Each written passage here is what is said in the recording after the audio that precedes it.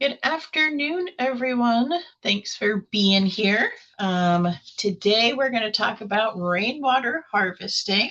This is a pretty popular class, and we can be very excited. We finally have some rain that's been coming in the last couple days or last week or so. So that's very exciting. So we'll have an excuse to use some rain barrels. So I am Melissa. Oh, I guess I didn't introduce myself, did I? I am Melissa West. I am the Public Education Program Coordinator here at Florida Friendly Landscaping. We are part of Pinellas County Extension Program. You can see that here. So our extension program brings information from the University of Florida, and it is presented to Pinellas County residents. Today we have Pinellas County employees, so that's exciting. Welcome, everyone. So I do work with Pinellas County, as you can see here. There is an extension program in every county. So we do work hard to bring all that information to everyone. And we also do work with Tampa Bay Water, who helps supply water to the tri-county areas. So that would be Pinellas, Hillsborough, and Pasco. So we have lots of partners here. I just wanted to bring this to everyone's attention. Any of you would be able to, look into this if it interests you. We do have the Tampa Bay WaterWise Awards, and this awards program is for individuals or businesses that are conserving water. They have an attractive landscape, and they are utilizing the Florida Friendly Landscaping 9 principles. And I will go over those principles in a couple slides here if you're not familiar with what those are. We are taking applications right now. I will send out this link in a resource after the class. So you don't have to take it down right now. And we are taking into consideration that we've had a really bad drought lately. It seems like a lot of people aren't wanting to apply just because, maybe your landscape's not looking as tip top as you're used to it looking, and that's okay. We're taking that into consideration. So if you think you got what it takes, go ahead and apply. We'd love to come see your landscape. And then one final thing through Tampa Bay Water, I like to let everyone know if you are in one of these counties or cities, you may qualify for a rebate from Tampa Bay Water. What they have available right now is high efficiency toilet rebates, shallow wells. They have some different sprinkler system rebates and smart irrigation controllers. So all you have to do is go to this website down here, which I'll send out to everyone. And then you put in your home address and it'll let you know if you qualify for any of these rebates, which is great for saving water, saving money. So I will send that out to you guys as well. So let's go ahead and get started here. I mentioned that I do work for Florida Friendly Landscaping Program, and our program is based on these 9 principles that you can see here. Today, we're going to kind of cover water efficiency, efficiently, reducing our stormwater runoff, and protecting the waterfront. The idea behind Florida Friendly Landscaping is anyone can have a Florida friendly yard just by following these these principles, excuse me. And we really want to focus on conserving water, creating wildlife habitat, also focusing on water quality by reducing our pollution and waste. And we're going to talk about some of that today and how we can help with our water quality and conserving water. Is this switching? There we go. Okay. So as you know, Florida possesses a large variety of aquatic resources. We are completely surrounded by water, especially here in Pinellas. We're a peninsula on a peninsula. So we've got tons of shoreline and beaches. If we go in, we've got some springs, lakes, rivers, streams. There is water everywhere. So it's important to think about what we're doing with our water. And how what we do affects that. So we'll learn about that. And so not only are we surrounded by water, we're actually on top of water as well. So we get our water from the Floridan Aquifer, and you can see a picture here. And what the aquifer is a underground rock and cave system that holds water. So you can see the different levels there, and it's usually made up of limestone and sandstone, and the aquifer is replenished when rainfall is soaked into the ground. So luckily, we're finally getting some rain, and hopefully our aquifer is starting to fill back up. And then here in this picture on the left, we can see the Floridan Aquifer. It's really large. It actually covers all of Florida, and then it goes into Alabama, Georgia, and South Carolina. And it is said that approximately 90% of our drinking water here in Florida is actually supplied by the aquifer. So we rely on it a lot. And we want to make sure we're doing the best to keep our aquifers full so everyone has plenty of water to use. And then here's kind of a crazy fact that not everyone knows. It is said that over 50% of fresh water is used on landscape irrigation. So if you have your landscape or your irrigation hooked up to potable water at your house, you can think that when you look at your bill and the amount of water you're using, about half of that is being used on your landscape. So a lot more water ends up getting used on our landscapes and our turf grass and stuff that we're not really aware of. So that's something we want to kind of keep in the back of our mind and, hopefully reduce some of that if possible. All right. Also want to talk about a watershed. Many of you might already know what this is, or maybe not. A lot of times you see signs as you're driving around the county that says you're now entering such and such watershed. Maybe it's Lake Seminole, and you're like, okay, but I don't really know what that is. So a watershed is an area of land within which rainwater flows downhill to a river, lake, stream, bay, or ocean. It can also go to the Gulf. It can go to a retention pond. So really, it's any of the water that is not getting soaked back into the ground and it's flowing to a local body of water. And it's important to remember that the whole state of Florida is part of a watershed. So that water is going somewhere, and we'll learn why this is important in a couple slides. So stormwater runoff is one of the important things to think about when we're talking about watersheds, because anything that's not being soaked back in is considered stormwater runoff. So that is an excess water from irrigation, rain, or other sources. So it's the water that is not being soaked into the ground and recharging our aquifer. It is considered a non-point source pollution, and it is one of the greatest threats to our water quality here in Florida. A lot of times you hear about red tide and how it's being caused. A lot of that is being caused by our polluted stormwater runoff because it is going into our local bodies of water. And we'll see how this happens on this slide here. So I kind of think of this as a journey of a raindrop. And as we see here, it's kind of a typical house, and we have our little rain cloud at the top.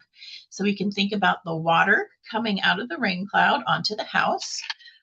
It touches the roof of the house where it comes into contact with whatever is on the roof. That could be bird droppings, leaves, sticks, pieces of the roof. If it's older, maybe it's starting to come apart. And then that rainwater takes all of those things and it goes down maybe across the lawn where it could come into contact with pet droppings, fertilizers, different chemicals. It could possibly go down our driveway where it could come into contact with maybe some car oil. So that rain's still collecting all those things and it's going down into our street and then into our storm gutter. It's important to remember that all of this stuff that is being picked up by our rain or even irrigation runoff, it's taking all of that stuff out into a local body of water. Our stormwater here is not filtered. So anything that comes into contact, chemicals, litter, what be it, it is going directly into a local body of water. So that's how we end up, unfortunately, with some of these pictures that we see here.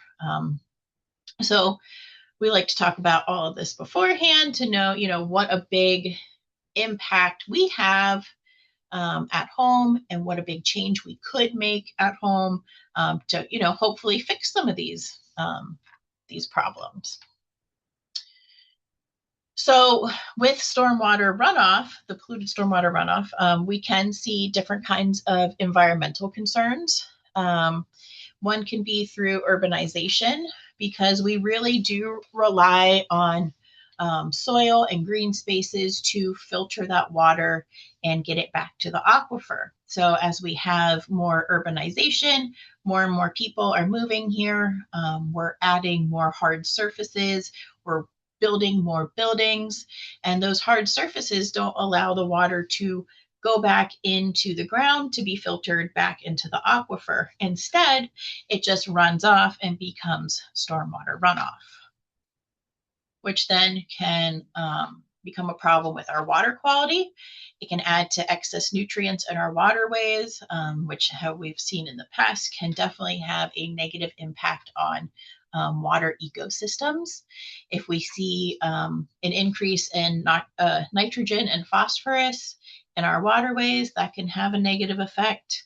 And then I put here, it's cheaper to prevent than remove it. So if we can try to stop some of these things from happening in our landscape and prevent it from happening, it costs a lot of money, and it's really, really difficult to go back and try to fix it after it's already happened.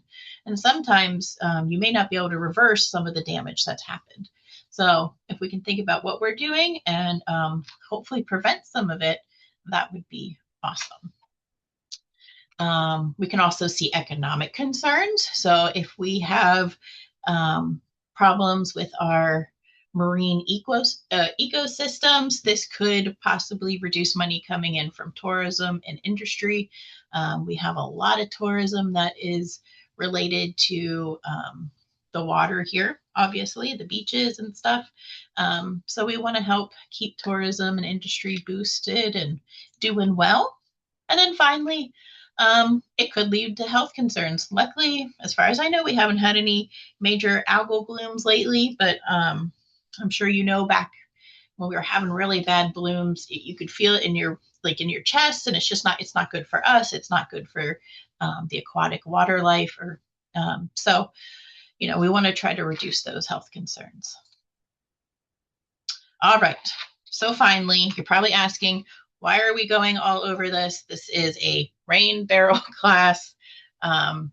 But we like to give a little bit of the education as well on, rain barrels are really cool. We're going to save water, but there's so much more that they can do and help preventing a lot of these negative impacts that I have just talked about. So our goal in this presentation is to improve our stormwater quality and then decrease our stormwater runoff. So that's why I touch on all those. And a great way to do that is rain barrels. So now we can get into what you guys all came here to talk about, our rain barrels. So let's get into that. I can't see the chat. I'm not sure if there's a chat, but if there is, feel free to put questions in there. I forgot to say that at the beginning. There's nothing in the chat right now. Okay. I just wanted to let everyone know that it is available. Go ahead and put anything in there if you have it. If not, we'll keep going, and I can definitely answer questions at the end. Okay, so rain barrels. How much can you collect? It is guessed about 1/2 gallon of water per square foot during a 1-inch rainfall. So to say if you had a 2,000 square foot roof, you could potentially collect 1,000 gallons of water during a typical rain event. Now, you would have to have enough barrels to hold 1,000 gallons of water, but you have the potential. That's how much water is coming off your roof. So it's a lot of water, and we really want to try to save some of that if we can, so we can use it in our landscape.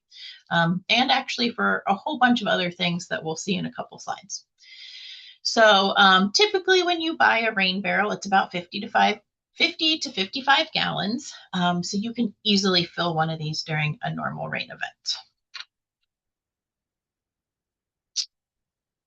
There we go. So here are some additional benefits to using your rain barrel. Obviously, we're going to save a ton of water, which in turn reduces our irrigation needs, which can help save us money. It can be great for sensitive plants. I put that on there because when I am working or giving water to my plants inside, like my house plants, a lot of them tend to be really picky about their water, and they seem to like rainwater the best.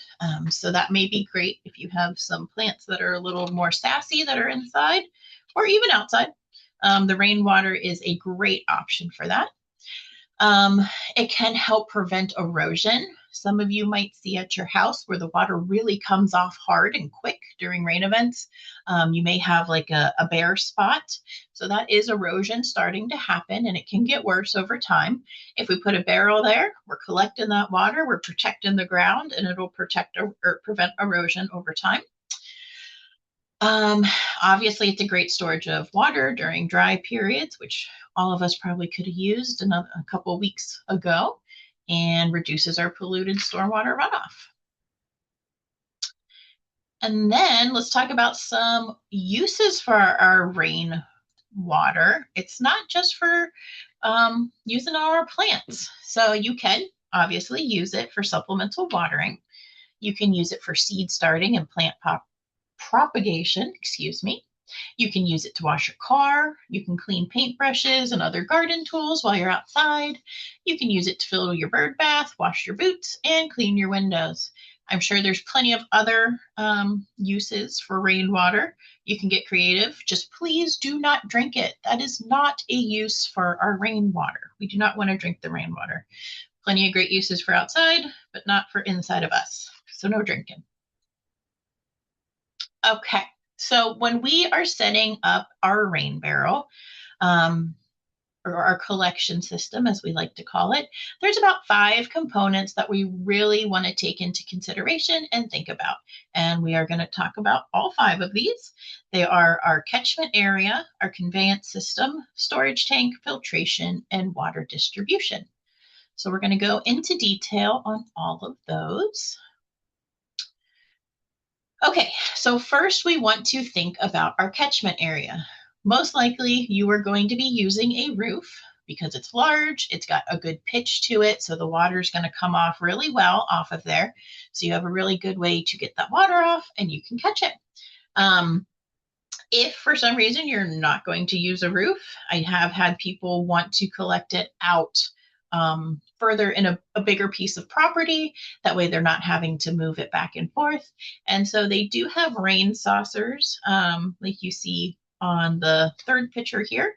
And it's basically a huge funnel that has a nice big surface area that's collecting that water and getting it into the barrel. If you are using a roof, you do not need to have gutters. A lot of people think that that they can't use rain barrels because they don't have downspouts or gutters, and that's completely untrue. I do not have any downspouts or gutters, and I have no issue getting water off of my roof and into my barrel. The only thing to be said about that is if you don't have downspouts, you may not know where water's really coming off your roof. So you probably will need to go out during a rain event and just see where the most water is coming off. Usually it's in a corner like we see in this first picture. That's typically where it comes off the most. That's where I've noticed it at my house. But that's the best bet. Anywhere that has the most water coming off, that's going to be a great place to put your barrel. And then in order to get the water into the barrel, we have different forms of conveyance. So the barrel on the first picture, the one on the left, this is completely cut open on the top. And this is great.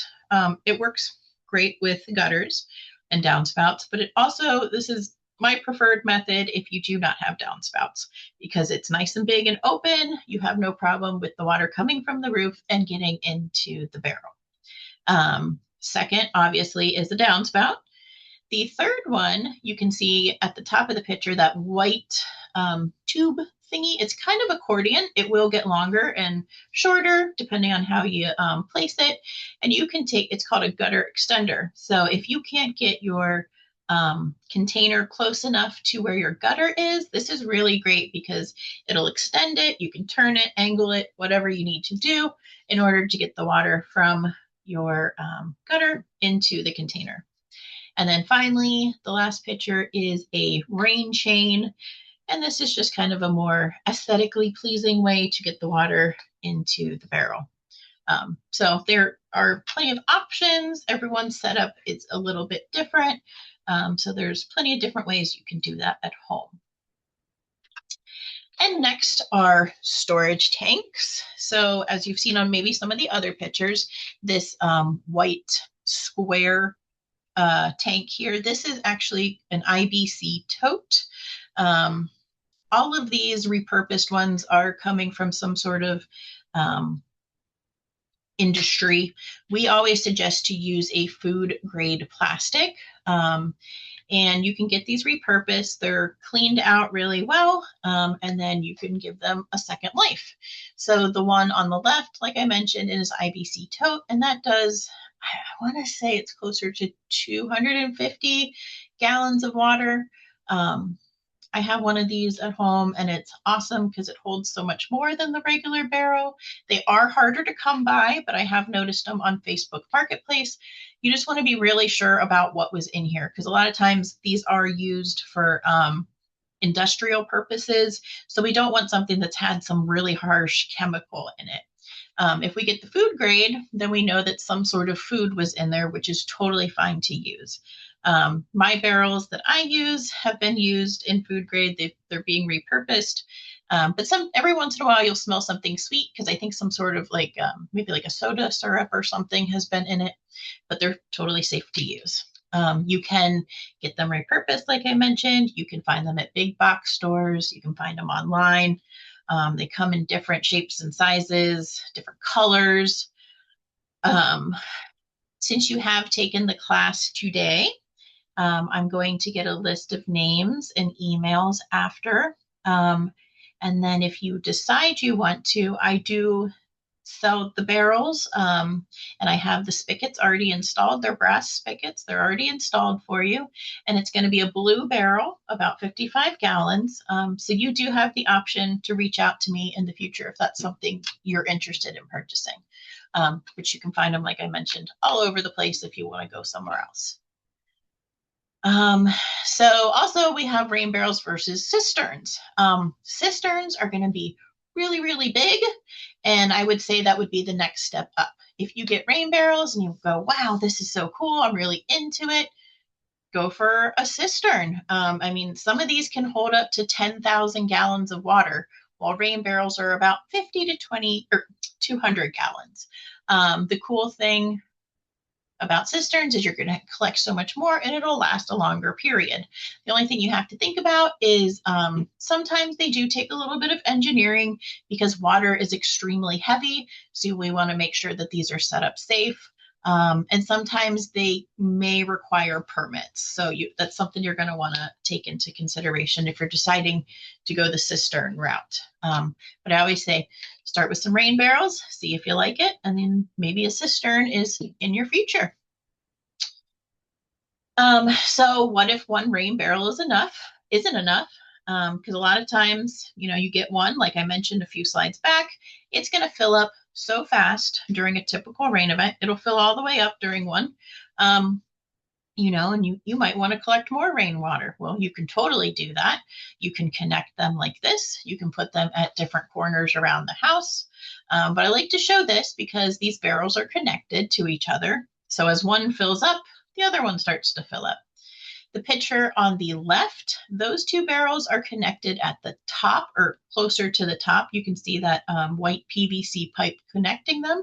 And then the picture on the right, they are connected at the bottom. I like to show these differences because if you're connecting your barrels towards the top, you need to have a spigot in the bottom of both because once the water goes past the connection point, you're not going to be able to get water out of the second barrel. So you need to have spigots on both so you can get water out of both. If you're connecting at the bottom, you can get away with one spigot.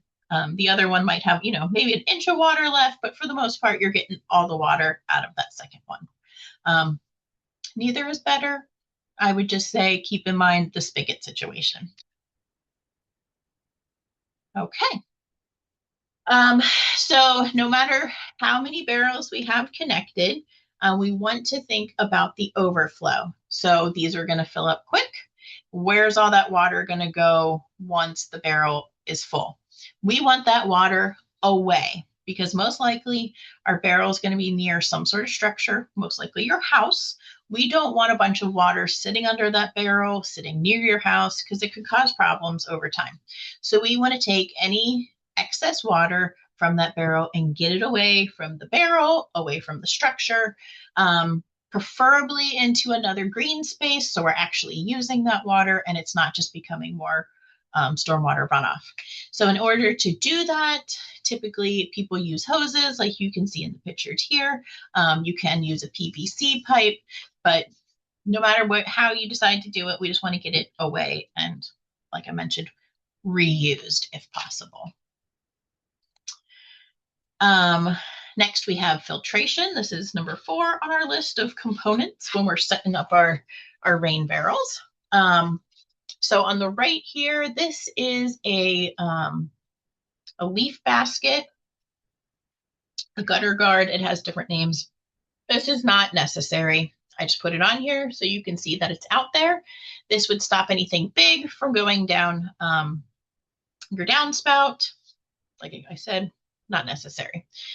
On the left, though, this is screening. This is just regular window screening that you can find at any of the big box stores. You might have some left over in your garage from an old project that you've done. This is required.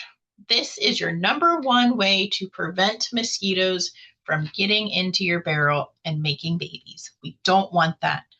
A lot of people ask, this is sitting water. How do you prevent mosquitoes? This is exactly it. You should have no problems with mosquitoes as long as your screening is intact.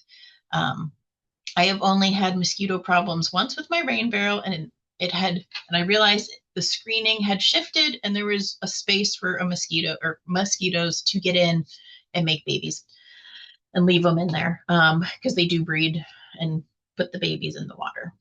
So if we have screening that is nice and tight and there's no holes, you should have no mosquitoes. I typically use a bungee cord like you see in the picture here. It's the easiest. You can use rope, whatever makes you happy. But I highly, highly, highly recommend putting this screening on. It is going to be a lifesaver. Not only does it keep the mosquitoes out, it keeps bigger stuff from like going in there, like leaves or lizards or birds deciding they want to go in there and take a little dip. So screening is a must. And finally, water distribution. We have gotten all that water into our barrel. Now we want to use it, obviously. So we need to get it out of the barrel. One way to do that is to hook up a hose. You can do that, but keep in mind that the pressure of the water coming out of your barrel is not like hooking your hose up to your house and you're turning that spigot and the water's like really shooting out. It's not coming out that fast. It'll come decently, but it's not like when you're getting it from your house. If you want to raise your barrel up a little bit, the gravity will add a little bit more pressure to it, so it will come out a little bit faster. I wouldn't put it too high because then it could become a safety risk. Typically, I like to do 2 layers of cinder blocks. That seems to be a good height.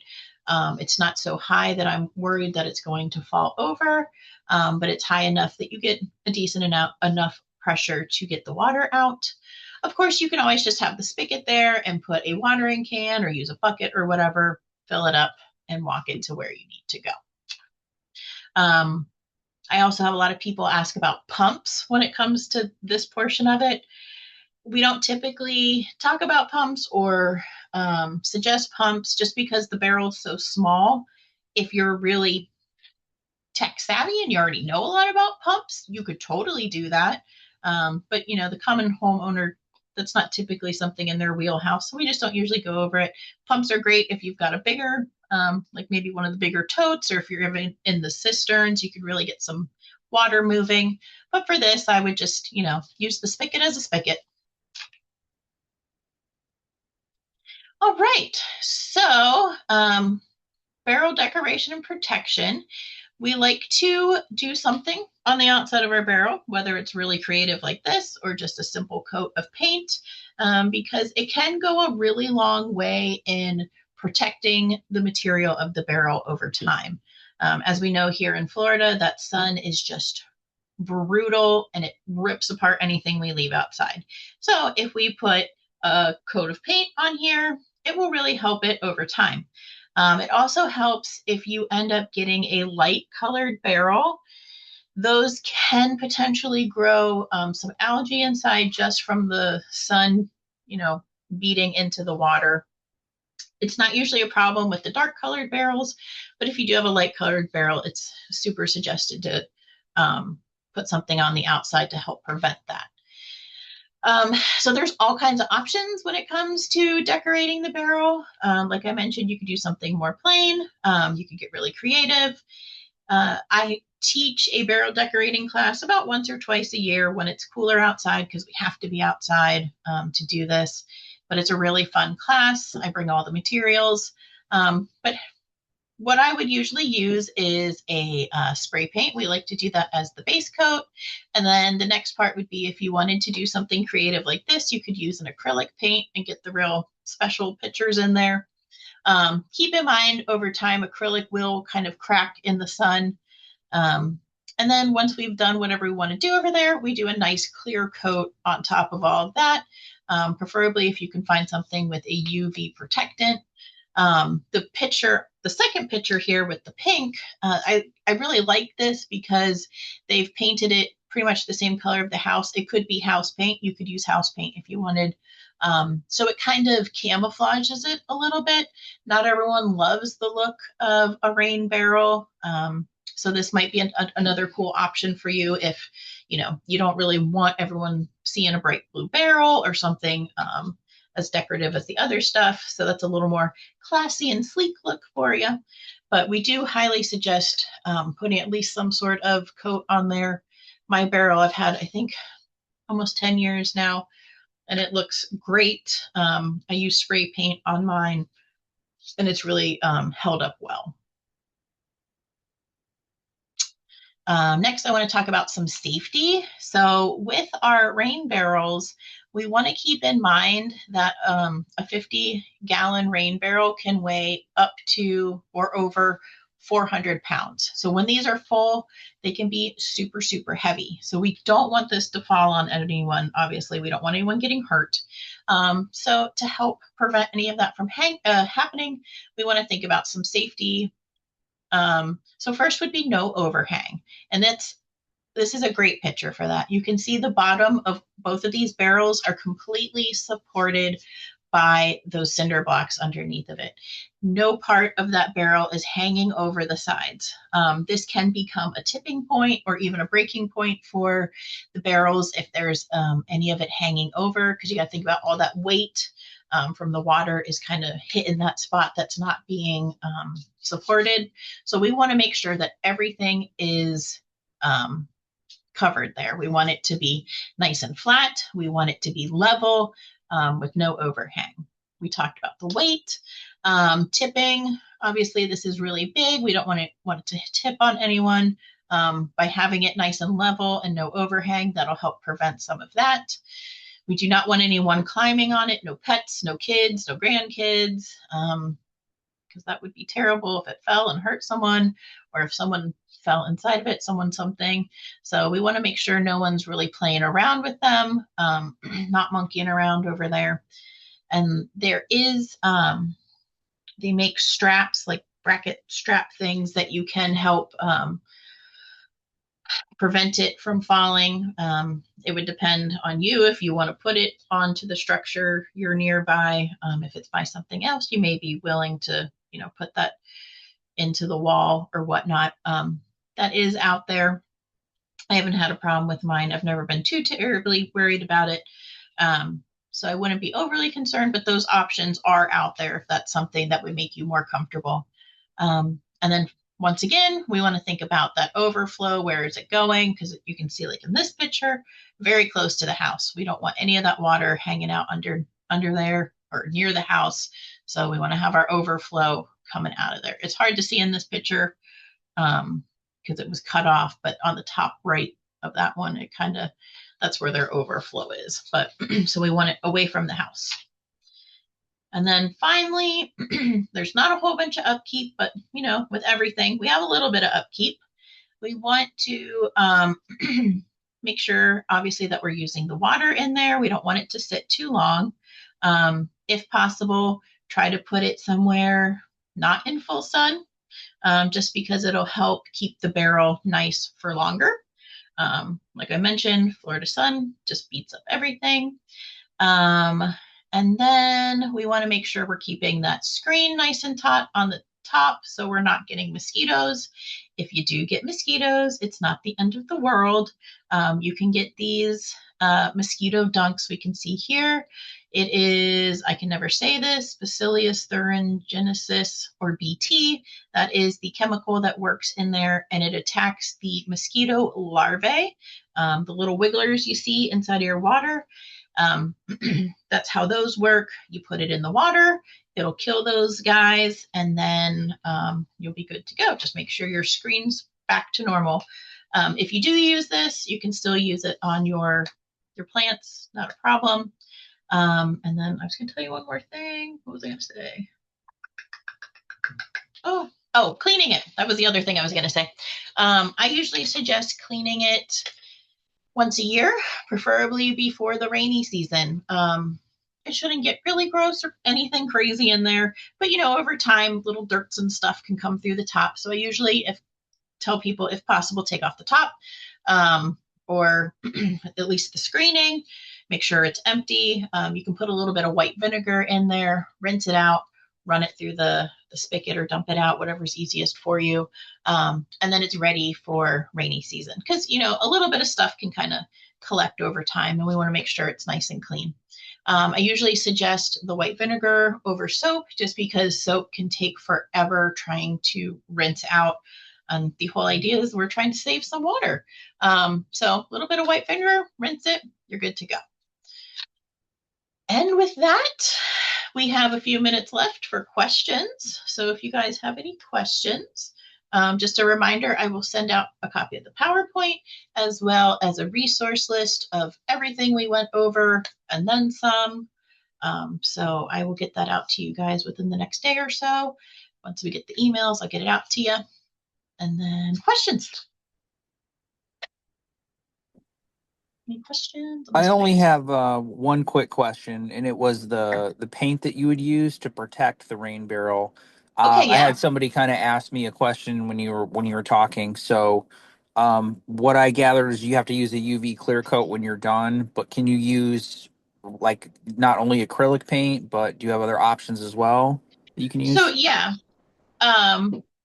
I would suggest, like, I use Krylon, but they have the other brands um, of the plastic friendly spray paint. That's usually what I use. Like, they're made for plastic. Um, Krylon's one of them. There's other brands out there too. It just depends which big box store you go and who carries what. Um, but I would suggest using the one that is made.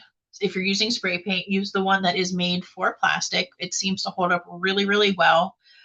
You can use house paint. Excuse me, my nose is itching really bad.